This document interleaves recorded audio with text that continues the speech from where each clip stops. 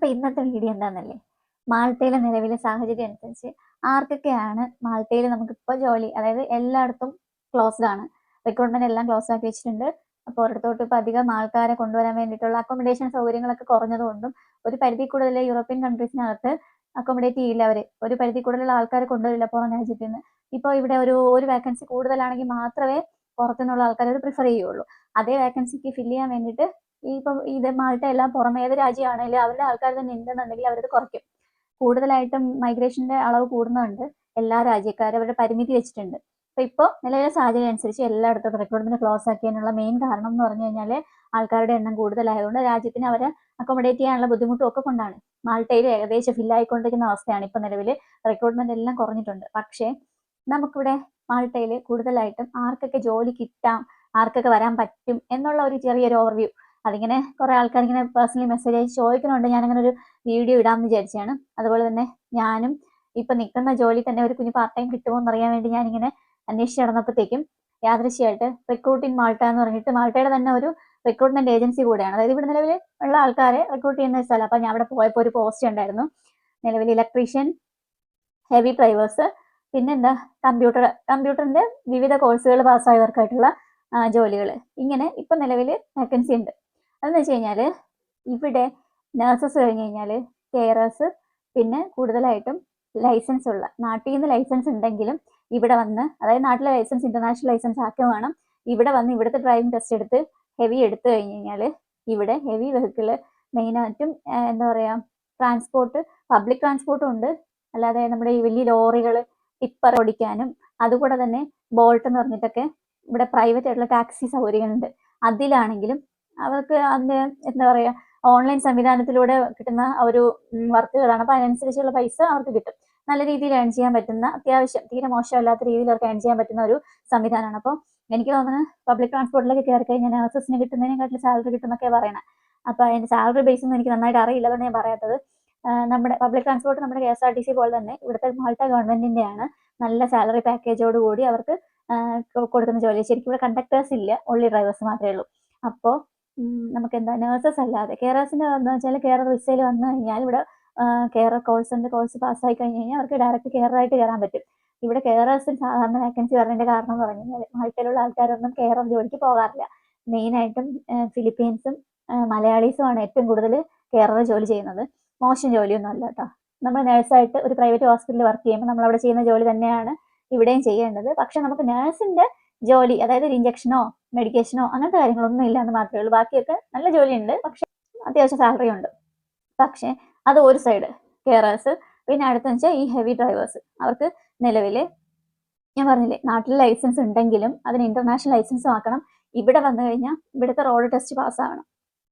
അതെന്ന് വെച്ച് കഴിഞ്ഞാൽ ഇവിടുത്തെ കുറച്ച് റൂൾസ് കാര്യങ്ങളുണ്ട്. നമ്മുടെ നാട്ടിലെ പോലെ മാത്രം എടുക്കുന്നതല്ല, സൈഡ് പാർക്കിംഗ് ഒക്കെ ചെയ്ത് ഇവിടുത്തെ റൂൾസ് അനുസരിച്ച് ഒരു ഡ്രൈവിംഗ് ടെസ്റ്റ് ഉണ്ട്. അത് പാസ്സായി അവിടുത്തെ മാൾട്ട ട്രാൻസ്പോർട്ടിൽ അപേക്ഷിച്ച് കഴിഞ്ഞാൽ അവർ നമുക്ക് ലൈസൻസ് പുറപ്പെടുവിക്കും. ആ ലൈസൻസ് കിട്ടിക്കഴിഞ്ഞാൽ മാത്രമേ നമുക്ക് ഇവിടുത്തെ വണ്ടി ഓടിക്കാനുള്ള പെർമിഷൻ ഉള്ളൂ. നേരത്തെ ആണെങ്കിൽ നാട്ടിലെ ലൈസൻസ് ഇന്റർനാഷണൽ ലൈസൻസ് ആക്കി കഴിഞ്ഞ് കഴിഞ്ഞാൽ നമുക്ക് 1 വർഷം വരെ ഇവിടെ വണ്ടി ഓടിക്കാനുള്ള പെർമിഷൻ ഉണ്ടായിരുന്നു. ആ 1 വർഷത്തിനകത്ത് നമ്മൾ ഇവിടുത്തെ ലൈസൻസ് ആക്കി എടുത്താൽ മതിയായിരുന്നു.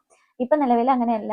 നാട്ടിൽ നിന്ന് നമ്മൾ വന്നു കഴിഞ്ഞാൽ ഇവിടെ വന്ന് ഇന്റർനാഷണൽ ലൈസൻസ് ഉണ്ടെങ്കിൽ പോലും ഇവിടുത്തെ ലൈസൻസും കൂടെ എടുത്തു കഴിഞ്ഞാൽ മാത്രമേ, ഇവിടുത്തെ റോഡ് ടെസ്റ്റ് പാസ്സായാൽ മാത്രമേ ഇവിടെ വണ്ടി ഓടിക്കാനുള്ള പെർമിഷൻ ഉള്ളൂ എന്നാണ് ഇപ്പോൾ നിലവിലത്തെ സാഹചര്യം. പക്ഷേ അത്യാവശ്യം നല്ല സാലറിയോടുകൂടി തന്നെ, അതായത് ഹെവി വണ്ടിയൊക്കെ ഓടിക്കുന്ന ആൾക്കാർക്കാണെങ്കിൽ നല്ല സാലറി ഉണ്ട്. അത് ഒരു സൈഡ്. പിന്നെ ടെക്നിക്കൽ, അതായത് ഇലക്ട്രീഷ്യൻ, പ്ലംബർ, അങ്ങനെ ട്രേഡ് സർട്ടിഫിക്കറ്റ് ആയിട്ടുള്ള ആൾക്കാർക്ക് ഇവിടെ അത്യാവശ്യം വേക്കൻസി ഉണ്ട്. അതായത് ഇലക്ട്രീഷ്യനും പ്ലംബിങ്ങും ഒക്കെ IT പാസ്സായവർ, അങ്ങനെയുള്ള ആൾക്കാരുണ്ടല്ലോ, അവർക്ക് അവരുടെ സർട്ടിഫിക്കറ്റ് വെച്ചിട്ട് തന്നെ ഇലക്ട്രീഷ്യൻ ആയിട്ടോ പ്ലംബിംഗ് ആയിട്ടോ ഒക്കെ ഇവിടെ അപേക്ഷിക്കാൻ ഡയറക്റ്റ് ആയിട്ട്. അത് ഏജൻസി ത്രൂ നമുക്ക് കറക്റ്റായിട്ട് അവർ ചെയ്തു തരും. അപ്ലൈ ചെയ്ത് കഴിഞ്ഞാൽ മാൾട്ട ഗവൺമെന്റിന്റെ അണ്ടറിൽ തന്നെ എവിടെയാണോ അവർക്ക് കിട്ടുന്ന ജോലി അതിനനുസരിച്ച് അവർക്ക് കയറാൻ, അത്യാവശ്യം ട്രേഡിനനുസരിച്ചുള്ള സാലറി. പക്ഷെ അൺസ്കിൽഡ് വർക്കേഴ്സിന് നമുക്കിപ്പോൾ ആകെ വരാൻ പറ്റുന്ന ഒരു ഇതെന്ന് വെച്ചാൽ കെയർ മാത്രമേ ഉള്ളൂ. ബാക്കിയെല്ലാം അൺസ്കിൽഡിന് ബുദ്ധിമുട്ടായിരിക്കും. ഇതാണ് ഇപ്പോൾ നിലവിൽ നമുക്ക് മാൾട്ടയിൽ അവൈലബിൾ ആയിട്ടുള്ള വേക്കൻസി എന്ന് ഞാൻ അറിയാൻ കഴിഞ്ഞു. പിന്നെ കമ്പ്യൂട്ടറിന്റെ വിവിധ കോഴ്സുകളുണ്ട്. പാസ്സായവർക്കാണെങ്കിൽ അതിന്റെ സർട്ടിഫിക്കറ്റും കാര്യങ്ങളൊക്കെ ഉണ്ടെങ്കിൽ നമുക്ക് അതും അപ്ലൈ ചെയ്യാൻ പറ്റും. പക്ഷെ എനിക്ക് തോന്നുന്നു ഇതെല്ലാം അവർക്ക് അപ്ലൈ ചെയ്യാൻ പറ്റുന്ന ഒരു ഒരു സൈഡാ. പക്ഷേ നാട്ടിൽ നിന്ന് ഇങ്ങോട്ട് വരണമെങ്കിൽ നേരിട്ട് നമുക്ക് അപ്ലൈ ചെയ്ത് കഴിഞ്ഞാൽ ഭയങ്കര ബുദ്ധിമുട്ടാണ്. കാര്യം ഇപ്പൊ ഇവര് അന്വേഷിക്കുന്ന ആൾക്കാരെന്ന് പറഞ്ഞാൽ എല്ലാം മാൾട്ടയിൽ തന്നെ ജോലിയില്ലാത്തവരോ പാർട്ട് ടൈം ചെയ്യാൻ ഉദ്ദേശിക്കുന്നവരോ അല്ലെങ്കിൽ ഫുൾ ടൈം ആയിട്ട് കയറാൻ നിൽക്കുന്നവരോ സ്റ്റുഡൻസ് ആയിട്ടുള്ളവരോ അവർക്ക് പാർട്ട് ടൈം കൊടുക്കുക അങ്ങനെയൊക്കെയാണ്. കാര്യം അവർക്ക് പുറത്തുനിന്ന് ഒരാളിനെ കൊണ്ടുവന്ന് പുറം രാജ്യത്ത് നിന്ന് ഞാൻ നേരിട്ട് ചോദിച്ച് മനസ്സിലാക്കിയപ്പോൾ അവർ പറഞ്ഞതെന്ന് വെച്ചാൽ പുറത്തുനിന്ന് ഒരാളിനെ കൊണ്ടുവന്ന് ഇവിടെ അക്കോമഡേറ്റ് ചെയ്യുന്ന ആ ഒരു ബുദ്ധിമുട്ട് ഒഴിവാക്കാൻ വേണ്ടിയിട്ട് നിലവിൽ ഇവിടെ എത്തി നിൽക്കുന്ന ആൾക്കാരിൽ ഇതുപോലെ പഠിച്ചുള്ളവരോ ട്രേഡ് കഴിഞ്ഞ് നിൽക്കുന്നവരോ ഒക്കെ ഉണ്ടെങ്കിൽ അവരെ ആയിരിക്കും അവർ മെയിനായിട്ട് ചൂസ് ചെയ്യുന്നത്. ആ ഒരു ഫിനാൻഷ്യൽ ബർഡൻ കുറയ്ക്കാനും അക്കോമഡേഷൻ്റെ ആൾക്കാരെ കൂടുതൽ ഉൾക്കൊള്ളിക്കാതിരിക്കാനും വേണ്ടിയിട്ടായിരിക്കും. അപ്പോൾ നിങ്ങളിൽ ആരെങ്കിലും ഇവിടെ ഉണ്ട്, മാൾട്ടയിലുണ്ട്, നിങ്ങൾക്കത് ജോലിയില്ലാത്ത ബുദ്ധിമുട്ട് കാര്യങ്ങളൊക്കെ ഉണ്ടെന്നുണ്ടെങ്കിൽ ട്രേഡ് സർട്ടിഫിക്കറ്റ് ഒക്കെ ഉണ്ടെങ്കിൽ റിക്രൂട്ടിംഗ് മാൾട്ടയിലോ ജോബ് പ്ലസിലോ ഒക്കെ അപ്ലൈ ചെയ്ത് കഴിഞ്ഞാൽ നിങ്ങൾക്ക് ജോലി കിട്ടും. ഇനി നാട്ടിൽ നിൽക്കുന്നവരാണെന്നുണ്ടെങ്കിൽ ഏജൻസി ത്രൂ അന്വേഷിച്ച് പിന്നെ ഹൗസ് കീപ്പിംഗ് കൂടെ ഉണ്ട് കേട്ടോ. അതും കൂടെ പറയാൻ പറഞ്ഞാൽ ഹൗസ് കീപ്പിംഗ് ജോലിക്കും നിലവിൽ വേക്കൻസി ഉണ്ട്. പക്ഷേ വരാൻ ഉദ്ദേശിക്കുന്നവരാണെങ്കിൽ അതും കൂടെ ഫാസ്റ്റ് ആക്കിക്കോ. കാര്യം ഇതും ഉറപ്പായിട്ടും കുറച്ച് നാളൂടെ കഴിയുമ്പോഴത്തേക്കും ക്ലോസ് ആവും. കാര്യം ഏകദേശം മാൾട്ട ഇപ്പോൾ മലയാളി മാത്രമല്ല ഒത്തിരി ആൾക്കാരെ കൊണ്ട് ഫില്ലാണ്. എല്ലാ രാജ്യത്തിലെ പോലെ തന്നെ അക്കോമഡേറ്റ് ചെയ്യാൻ പറ്റുന്നതിൻ്റെ ഒരു പരിധി കൂടുതൽ ആൾക്കാർ ഉണ്ട്. പിന്നെ ഒരു കാര്യം എന്ന് വെച്ചാൽ ഒരു ബെനിഫിറ്റ് എന്താണെന്ന് പറയുക, മാൾട്ടയിൽ അങ്ങനെ സ്ഥിരമായിട്ട് ആരും നിൽക്കാറില്ല. കാര്യം നമ്മൾ കേട്ട് ഓ UK, കാനഡ, അമേരിക്ക അങ്ങനെ എന്ന് പറഞ്ഞ കുറേ രാജ്യങ്ങൾ ഇപ്പം ഹൈലൈറ്റ് ചെയ്ത് നിൽപ്പുണ്ട്. അതായത് അവിടെ പോയാൽ ഇങ്ങനെയാണ് സൗകര്യം, അവിടെ പോയി ഇങ്ങനെ. പക്ഷേ എല്ലാ രാജ്യത്തിനും അതിൻ്റെതായ പരിമിതിയുണ്ട്. ഇപ്പൊ 3 ലക്ഷം രൂപ സാലറി വാങ്ങുന്ന ഒരു രാജ്യത്താണ് നമ്മൾ ജീവിക്കണമെങ്കിൽ 1.5 ലക്ഷം രൂപയുടെ വാടകയായിരിക്കും അവിടെ കൊടുക്കണം. അത് നമ്മൾ ചിന്തിക്കാറില്ല. പക്ഷെ എല്ലാവർക്കും പറയുമ്പോൾ ഓ ഞാൻ UK-യിലാണ്, അവർ മാൾട്ടയിലാണ്, അവർ ഇങ്ങനെയാണെന്ന് പറയുമ്പോൾ കമ്പാരിസൺ ആ ഒരു ചിന്താഗതി മാത്രമായിരിക്കും എന്നാണ് എൻ്റെ ഒരു വിശ്വാസം. പലരെയൊന്നും കേട്ടിട്ട് വെച്ചാൽ 3 ലക്ഷം രൂപ സാലറി വാങ്ങുന്നുണ്ടോ, 1.5 ലക്ഷം രൂപ വാടക കൊടുത്തു കഴിഞ്ഞാൽ പിന്നെ 50,000 രൂപ ചിലവും കഴിഞ്ഞാൽ പിന്നെ എത്രയുണ്ട് എന്ന് ചോദിക്കുന്ന ആൾക്കാരും ഉണ്ട്. പക്ഷെ പറയുമ്പോൾ അവര് അവിടെയാണ് എന്ന് പറഞ്ഞങ്ങനെ സമാധാനിക്കുന്നു എന്ന് മാത്രം. അതുകൊണ്ട് എപ്പോഴും നമ്മൾ തിരഞ്ഞെടുക്കുമ്പോൾ ഏറ്റവും നല്ലത് ഏതാണെന്ന് അവിടെയുള്ള താമസിക്കുന്ന ആൾക്കാര് ആരാണോ നിങ്ങൾക്ക് പരിചയക്കാരെങ്കിലും ഉണ്ടെങ്കിൽ അവരുടെ അടുത്ത് തന്നെ ചോദിച്ച് മനസ്സിലാക്കുക. ഒരു ജോലി കിട്ടാനുള്ള ഒരു ബുദ്ധിമുട്ടെന്ന് പറഞ്ഞാൽ നമ്മൾ പോയി അന്വേഷിക്കുമ്പോഴേ അത് മനസ്സിലാവുള്ളൂ. നമ്മൾ ഓടി അങ്ങോട്ട് ചെന്ന് കഴിഞ്ഞാൽ ജോലി വെച്ചോണ്ട് കുറേ മാസം നമ്മൾ അതിനുവേണ്ടി സ്ട്രഗിൾ ചെയ്യേണ്ടി വരും. കൊണ്ടുപോകുന്ന ഏജൻസിക്കാരൊക്കെ നല്ലതാണെന്നുണ്ടെങ്കിൽ നമുക്ക് ശരിക്കും കൃത്യസമയത്ത് എങ്കിലും ഇവിടെ വന്നു കഴിഞ്ഞാൽ പോയ ഉടനെ രജിസ്ട്രേഷൻ ഒന്നും ആവില്ല. വന്നു കഴിഞ്ഞാൽ നമുക്ക് ID കാർഡ് എടുക്കണം. നമ്മൾ ഏത് ജോലിക്കാണോ വന്നത് അത് വെച്ചിട്ട് നമുക്ക് ID കാർഡ്, അതിൻ്റെ പേപ്പർ സബ്മിഷനൊക്കെ കഴിഞ്ഞ് കഴിഞ്ഞാൽ ID കാർഡ് എടുക്കും. മെഡിക്കലും ഒക്കെ കഴിഞ്ഞ് കഴിഞ്ഞാൽ എല്ലാം കഴിഞ്ഞ് ID കാർഡ് നമ്മുടെ ബ്ലൂ പ്രിന്റ് കിട്ടും. പിന്നെ ID കാർഡ് ഒറിജിനൽ കിട്ടും. ID കാർഡ് കിട്ടിക്കഴിഞ്ഞാൽ മാത്രമേ നമുക്ക് സത്യം പറഞ്ഞാൽ പുറത്തിറങ്ങിപ്പോൾ നടക്കാൻ പറ്റൂ സ്വതന്ത്രമായിട്ട്. ID കാർഡ് ഇല്ലാതെ ഒരു രാജ്യത്ത് നമുക്ക് നിൽക്കാൻ പറ്റില്ല. ID കാർഡ് കിട്ടിക്കഴിഞ്ഞാൽ നമുക്ക് ജോലി ഏതാണോ നമുക്ക് ഉദ്ദേശിച്ചിട്ടുള്ള ജോലിക്ക് നമുക്ക് പ്രവേശിക്കാം. അവിടെ കൊണ്ടുപോയി കൊടുത്ത് നമുക്ക് എന്താണോ ജോലി എന്ന് ധൈര്യമായിട്ട് ചെയ്യാം. ഇതാണ് മാൾട്ടയുടെ ഒരു ഏകദേശ രൂപം. ഇപ്പം നിലവിൽ വാക്കൻസികളെ കുറിച്ചുള്ള ഒരു രൂപം. ഇനി നിങ്ങൾക്ക് ചൂസ് ചെയ്യാം നിങ്ങളുടെ കോഴ്സ് ഏതാണ്, അല്ലെങ്കിൽ നിങ്ങളുടെ സർട്ടിഫിക്കറ്റ് ഏതാണ്. ഇതെല്ലാം പോയിട്ട് ഒരേ ഒരു കാര്യം കൂടെ ലാസ്റ്റായിട്ട് പറയട്ടെ, ഇംഗ്ലീഷ് സംസാരിക്കാൻ പഠിച്ചിട്ട് വേണം ഇങ്ങോട്ട് പോരാൻ.